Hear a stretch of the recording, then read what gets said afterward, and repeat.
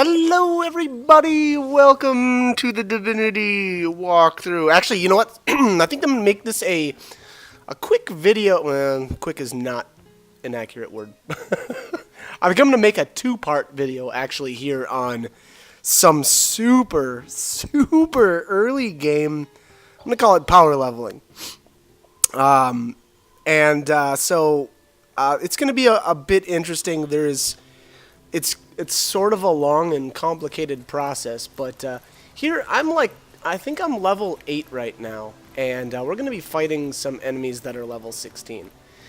So I've already been through here, obviously, through the Goblin Village, and I haven't completed really much of the Sicile area yet. I did do the Black Cove, but that was pretty much it for... I guess the area leading to the Black Cove. So I went through the southwestern beach area to the cove. But in order to get here, then you have to. Or I invised to the north of Sicile and made it all the way to the Cola Forest, and then I did some random stuff there. So if you've been paying, I'm gonna stick these two videos where kind of where I'm at in the walkthrough. So. This is kind of it's a continuation of the walkthrough, but it's going to be, again, I think I'm going to make it two videos here, kind of specialized for kind of power leveling purposes. So again, I am level 8 here, and this is Maradino's Lair. So in one of the earlier videos, I did unlock the door to this area. I believe you need to have a magical unlock scroll to get in here, because I don't think you can teleport someone beyond the door. Normally, you would be able to teleport people through the door because it's you can see to the other side, so it's not like a solid door. But I think because it's got a magical lock spell on the gate itself, I don't believe you can use the teleportation scroll or a teleportation spell to get people through that gate. So again, I used a magical unlock scroll. I got one from Arhu's lab. So that's up above where Aureus is at.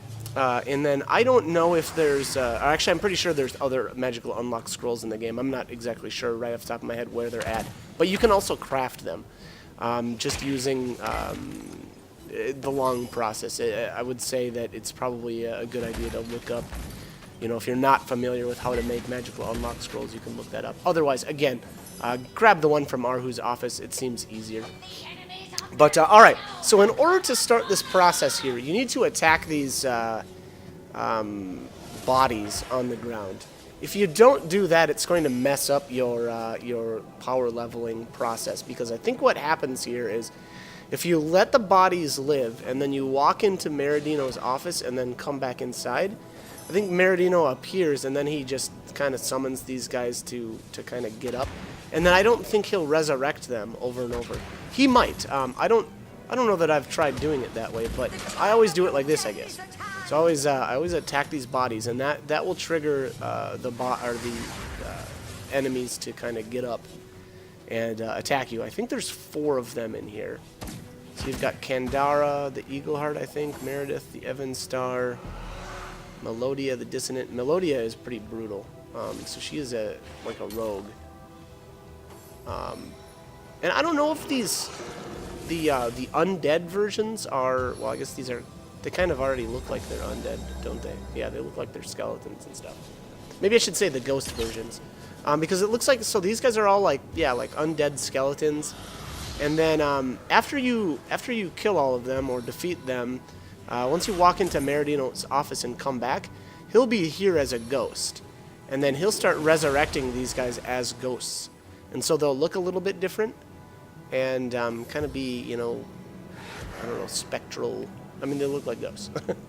So yeah, so make sure that you trigger this battle and kill off their skeletal forms, I guess maybe you should say, first. And here, if you notice, there's question marks as far as their level, and that's because I'm so low. I'm level 8. So it doesn't even tell you what level the enemies are when you're... I think you have to be... You probably have to be within 1 or 2 levels in order to actually see the enemy's level. But these guys are level 16, so again, you're going to have problems here. And again, I should have brought this up earlier.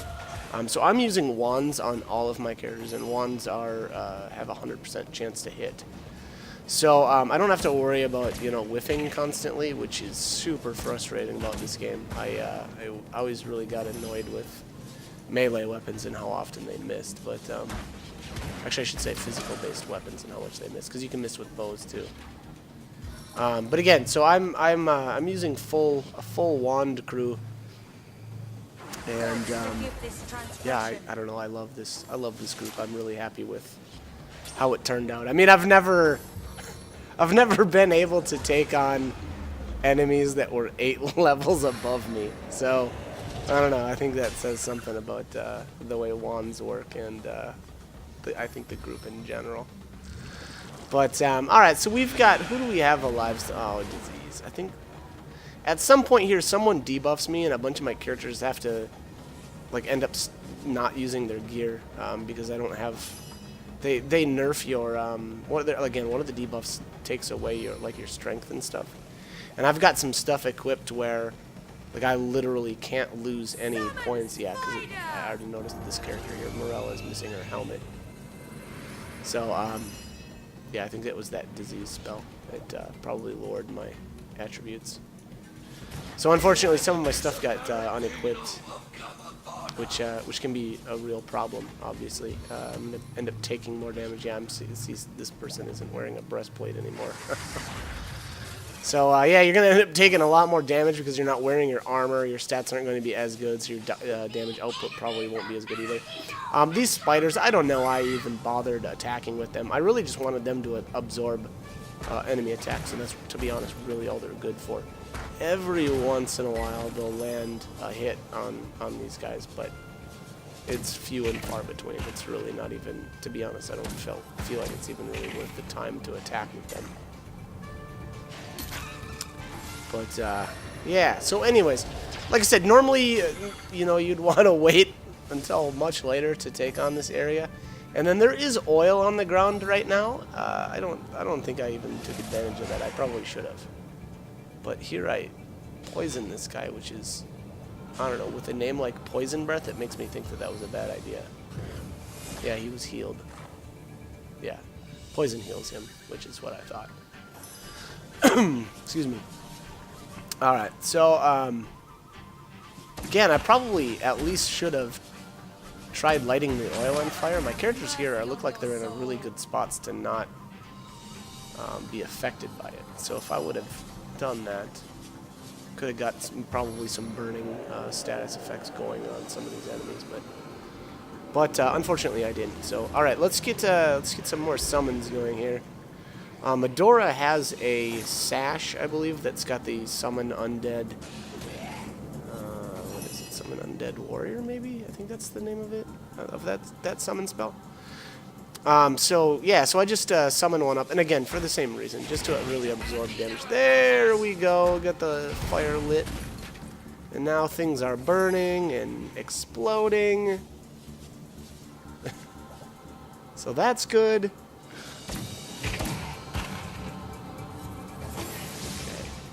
There we go. We got him lit on fire. I don't know how much damage that's going to end up doing, but oh my god. So, oh wow, and then my swordsman got one shot. I think that was a one shot anyway. Maybe he was missing a little bit of health, but you can see obviously just the fact that I don't have that much health, and then on top of that, these guys do a lot of damage.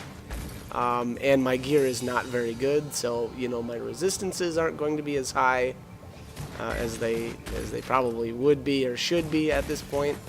But again, hey, you know what? I'm level 8 and these guys are level 16. Cut me some slack, right? I honestly didn't think I was going to be able to do this, but you know what? I was like, I wanted a challenge. I don't know. After the battle there and the black guy, I think it was kind of like the final battle. It was either Pontius or the big source spider thingamajig down there. I was like, all right, I need a challenge. I was getting kind of bored with doing. some of the easier stuff. So, oh, I think he just healed my spider. And any day now, buddy. Come on. All right. So we've got Carl? I don't know, something like that. And he's not going to be living much longer here. I love when your characters crit and how they like kind of snicker. I don't know. There's something really entertaining about that. And that reminds me. So from this point on here, actually really from the beginning of the game, I tried to buy the wands that have the crit bonus to them. Because it's a big deal. I mean, critting in this game, like most games, is a really big deal. Boom! Oh, the kill shot with the spider. Wow, that's actually kind of impressive. Okay, so we took out the skeletal and zombie forms, I guess, of all these enemies in here. And if you notice there, my characters are missing some gear. So let's get that back equipped again. Re-equipped is probably the right word. And then I'm going to obviously heal up here. And then we'll start the next battle. Now, the next part is kind of interesting. And so what's going to happen here is Maradino is going to confront us in his ghost form. And he'll start resurrecting his buddies here that we just offed. And the great thing about that is you can just keep farming him because he'll just keep resurrecting the enemies. And you can just keep killing them, and you'll keep getting experience. So I suspect that was an oversight. I don't think that this battle was meant to be farmed in this way. But you know what? I'm going to take advantage of it because that's one of the things that I like to do in games is level. And to be honest, if you don't do it this way, the amount of experience that you can get in the game is essentially capped. So you'll only ever get to, whatever, probably level 21 or 22, maybe 23 if you're really going out of your way to get as much experience as you possibly can.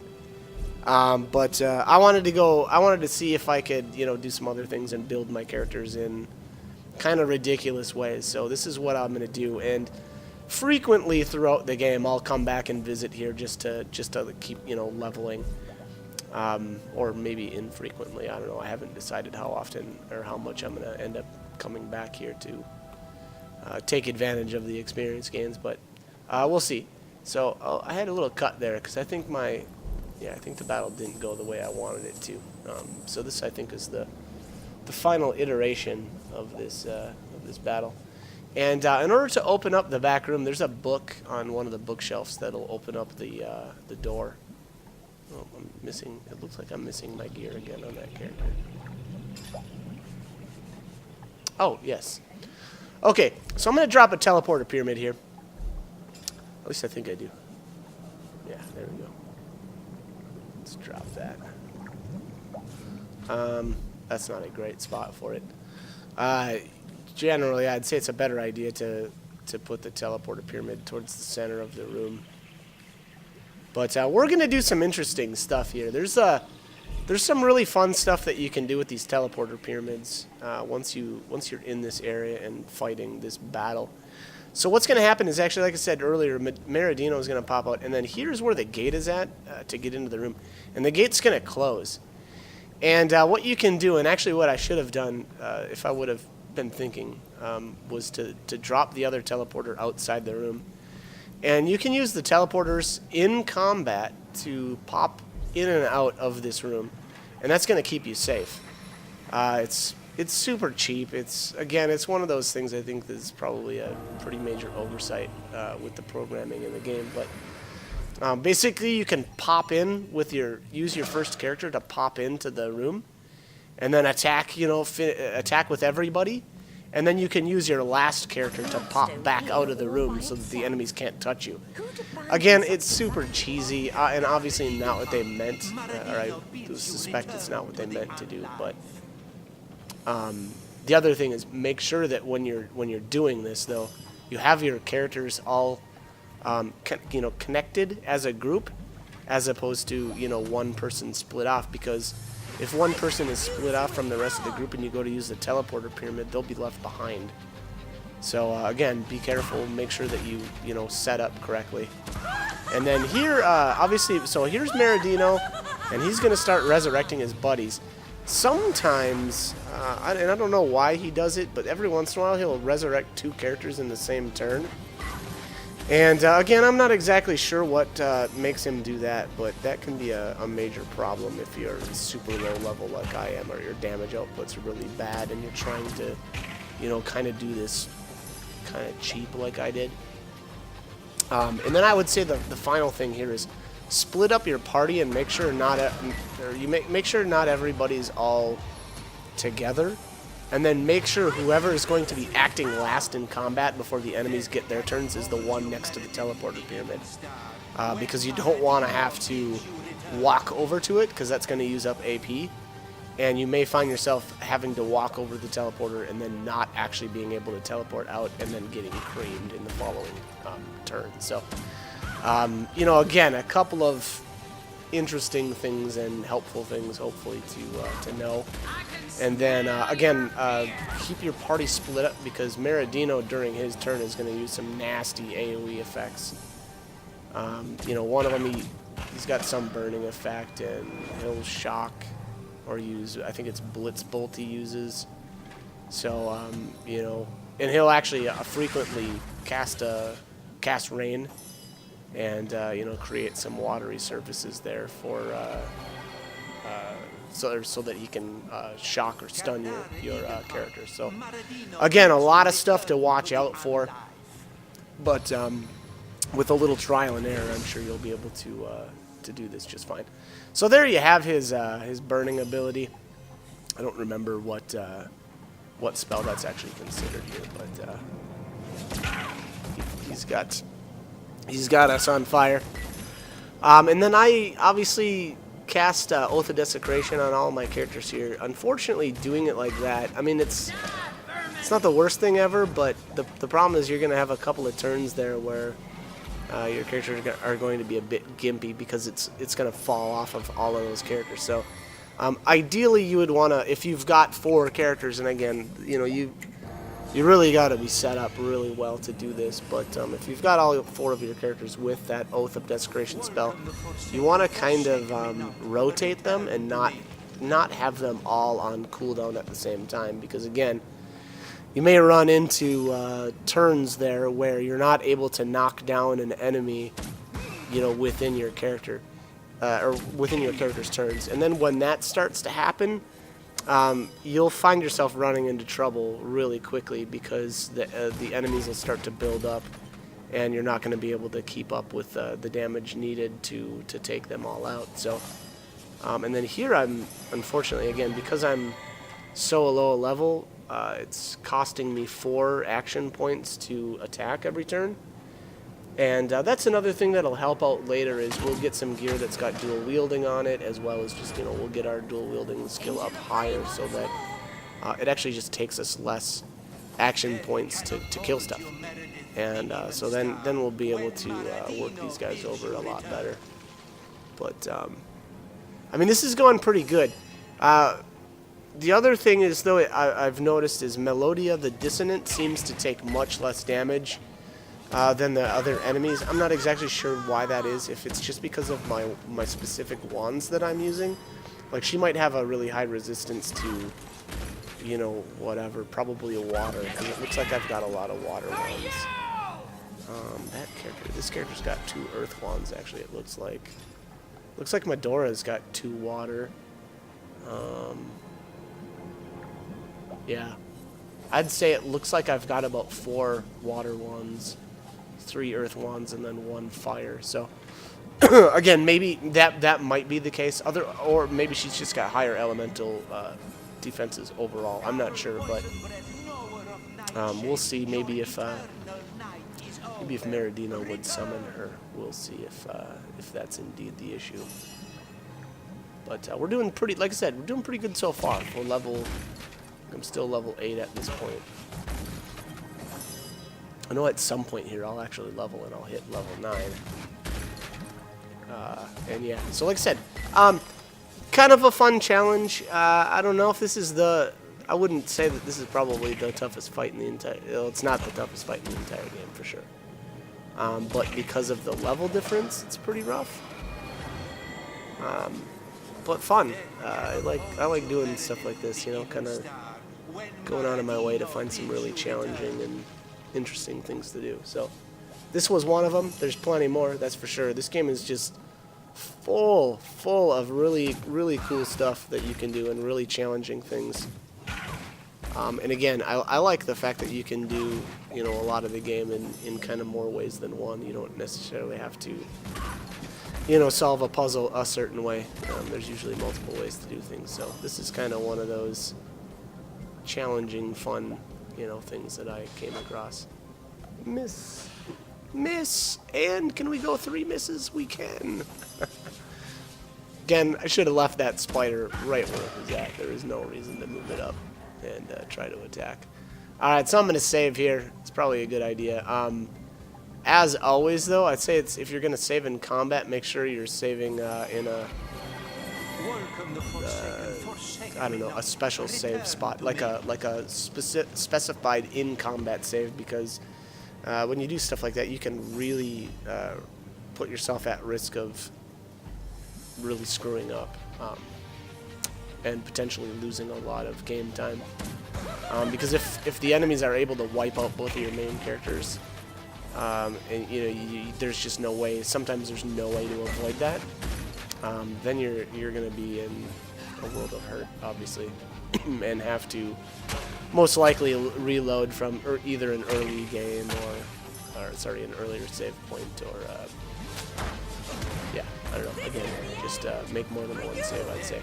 All right, so there, everybody leveled. So it looks like now we're at level 9, which I would say is probably a good idea to get out of dodge. All right, it's burning failed. Like his set his table on fire too. I don't think the tables in this area can ever be destroyed though.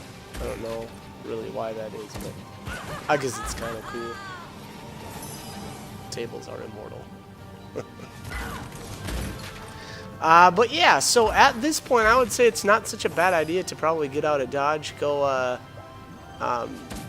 check your vendors at this point, because again, you know, every time your main character's level, again, and I'm pretty sure it's just your main characters. I don't think it's necessarily the case where if you you know, only level with like a henchman. In my case, it would be Ambrosia. I don't think that actually prompts the vendors to restock their goods. I think it has to be a main character. And here, I don't know who's got my other teleporter pyramid, but that's the reason why I am using the escape command instead of actually interacting with the teleporter pyramid, because I don't believe I dropped a teleporter pyramid in a good spot. I think it's on someone else, so I think it's actually in probably like Nicolita's inventory. But had I dropped, so what I like to do actually is drop the teleporter pyramid right here. And the reason for that is I put one here and then one actually inside the room where Maradino is at. And reason being is that way you can just interact with the teleporter pyramid and pop back out of the battle. And it's kind of a good way to handle the initial fights with Maradino and his minions.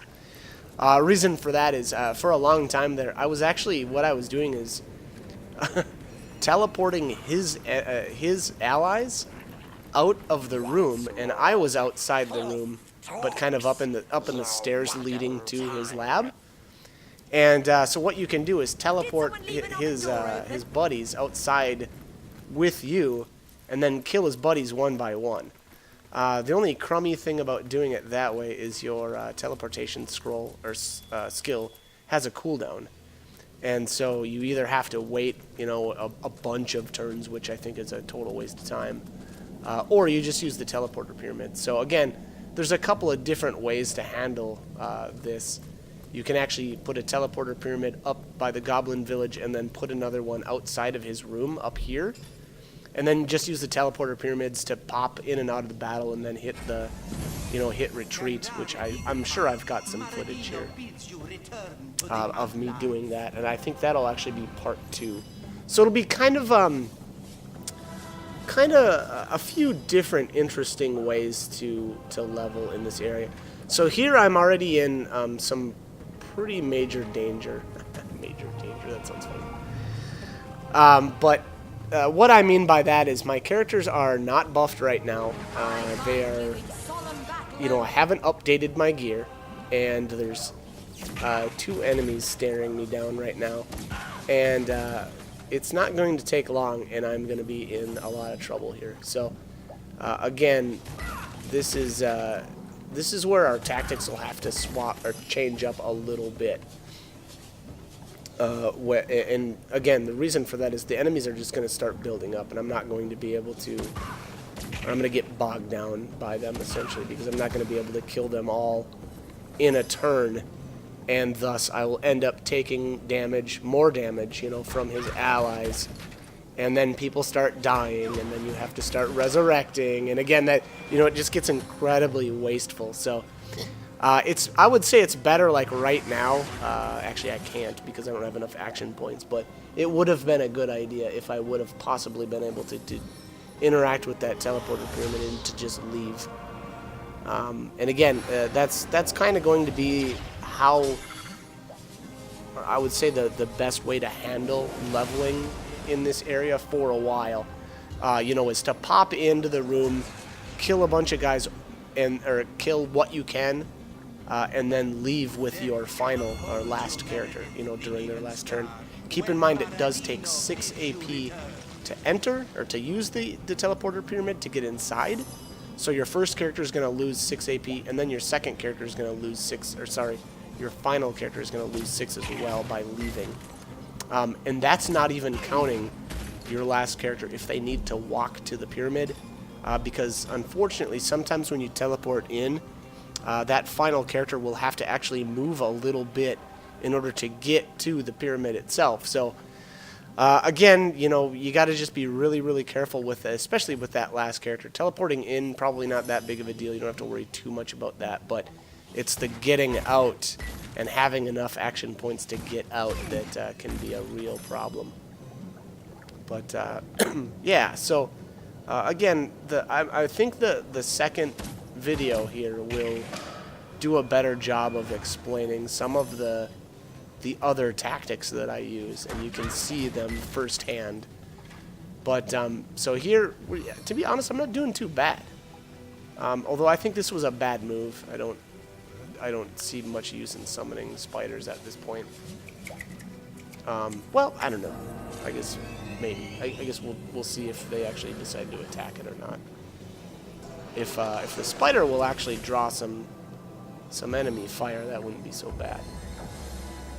And again, reason for that is because, well, yeah, very nice. Okay, there we go. So that did work out pretty good. Actually, it worked out really good. Reason being, you know, once your characters start taking damage and start dying, then you need to start resurrecting. And if you're resurrecting in combat, you're really wasting a lot of time and resources. So, oh my gosh, the spider's actually connecting a little bit. But all right, yeah. So not doing too bad here though. All things considered. Still level 9. I got a debuff on somebody there. I'm not sure which one that is.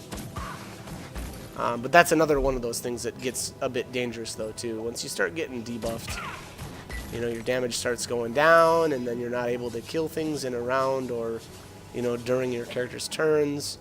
And again, ads start piling up, and things start going south really quickly. But, all right, so let's get some. Oh, failed to apply. So Medora is just shy of 100%. I think she's missing 1 intelligence point in order to land Oath every turn. So eventually, I believe, I'm not sure if I gave her the talent Know-It-All or not, but I really should. I think she's doing just fine with talent. So she could probably afford to use one in that. Otherwise, you know, again, I'm going to be upgrading my gear though too, so she will get to that 100% oath application eventually. So it's only a matter of time, and she'll be just as smart as everybody else. She's got a lot of, unfortunately, she's got a lot, well, I shouldn't say unfortunately, because I like the heavy armor, but she starts out with a lot of her points into her strength, which again is actually fine. The only character that I would argue hasn't been so great with attributes is Ambrosia. Unfortunately, she starts out with a lot of dexterity, which I guess has a defensive bonus, which is, I don't know if it's that great or not. I don't know that I've really tested a whole lot of that, but unfortunately, that means she's had to get a lot of, or use all of her attributes on either strength or intelligence, or the combination of the two. So I would say, as far as attributes go in my current party setup, she has been the one that's been the most disadvantaged by her starting statistics.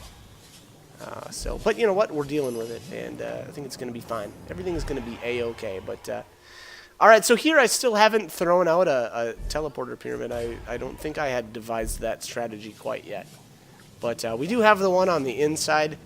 And then the reason why I'm leaving actually is my weapons are starting to break. And I didn't want to try to repair in combat. It is extremely convenient once you are able to do a little bit more damage actually in combat. So it does become very useful, I would say, especially for farming this area. But for the time being, I just can't afford to. I can't afford to use that AP during a turn. And then I don't know, on top of that, I don't know if anybody's got a blacksmithing piece of armor on them. There's plenty of, or I've come across plenty of items that have blacksmithing on gloves. And for my crew, that works out pretty okay, to be honest. It seems to me like there's a lot of gloves that have dexterity. And then there's a lot of blacksmithing. You know, there's crafting, which is not that useful on gloves for a group of fighting characters, and so on and so forth. But yeah, so like I said, eventually I end up getting a really good pair of gloves for, I think it was for Ambrosia, and then I gave her a repair hammer, so that I was able to repair. There you go. I need to spend a lot of money here to repair my gear, but all worthwhile. So again, all right. So that's going to be pretty much it for this video. The following one is going to be related to the same battle, but altering my tactics a bit, I think, to make it a bit more efficient.